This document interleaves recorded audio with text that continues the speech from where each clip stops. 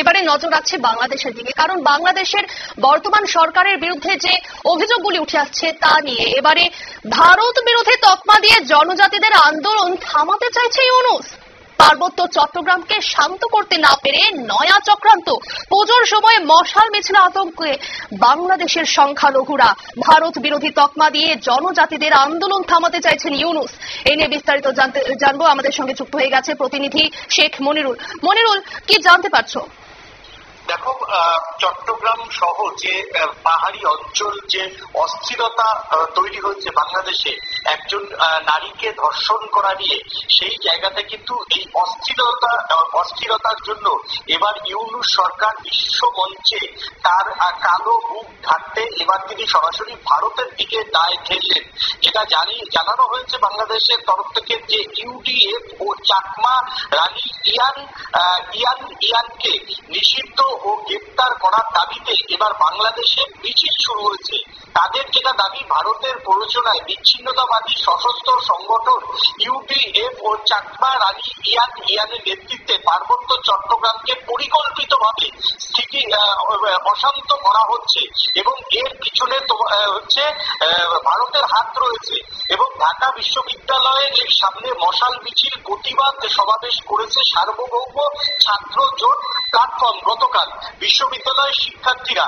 এবং রোববার রাতের 8টার সময় এই মশাল মিছিলটি টিসিএস থেকে শহীদ মিনারে গিয়ে সমাবেশ করে শেষ হয়।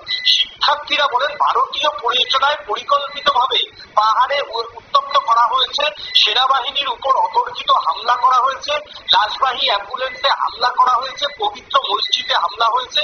পাহাড়ে বাঙালি ও পুত্র নিগোষ্ঠী নির্বিশেষে সাধারণ নাগরিকদের উপর সেখানে হামলা চলছে বলে মূলত অভিযোগ করেন তোমার হচ্ছে সার্বভৌম ছাত্র জোটের বার্তা প্রেরক নাইম আহমেদ। মূলত চট্টগ্রাম ইস্যুতে এবং পাহাড় ইস্যুতে কার্যত বিশ্বের মাটিতে আস্তে আস্তে বাংলাদেশ আগামী দিনে কোণঠাসা হতে পারে। যেভাবে দুদিন ওই ছাত্রীর এখনো দোষীরা গ্রেপ্তার হয়নি, দোষীরা গ্রেপ্তার এখনো হয়নি, মূল অপরাধীরা। বাংলাদেশ সেনাবাহিনী সেখানে এখনো পর্যন্ত কন্ট্রোলে আনতে পারেনি। অন্যদিকে যেটা ইন্টারেস্টিং খবর, যে আরাকাইন আর্মি কয়েকদিন আগে 2 থেকে 3 দিন আগে 10 কিলোমিটার পর্যন্ত বাংলাদেশের ভিতরে প্রবেশ করেছে এবং ইউনূস সরকার আমেরিকাতে বসে সেটা দেখেও দেখছে না। এমন সময় আরাকাইন আর্মির যে প্রবেশ করার যে খবর, সেটা বাংলাদেশের গণমাধ্যমগুলিতে উঠে এসেছে এবং এর থেকে বাঁচতে এই ছাত্র নেতারা এবং ইউনূস কিছু একটা করতে হবে। তার জন্য এইরকম গতকাল রাতের বেলা রাত 8টার সময় মশাল মিছিল করে ভারতের দিকে ইঙ্গিত করে তোমার হচ্ছে মুখ বাঁচানোর চেষ্টা করলো বলে মনে করছেন বাংলাদেশের একাংশের মানুষ। ধন্যবাদ মনিরুল।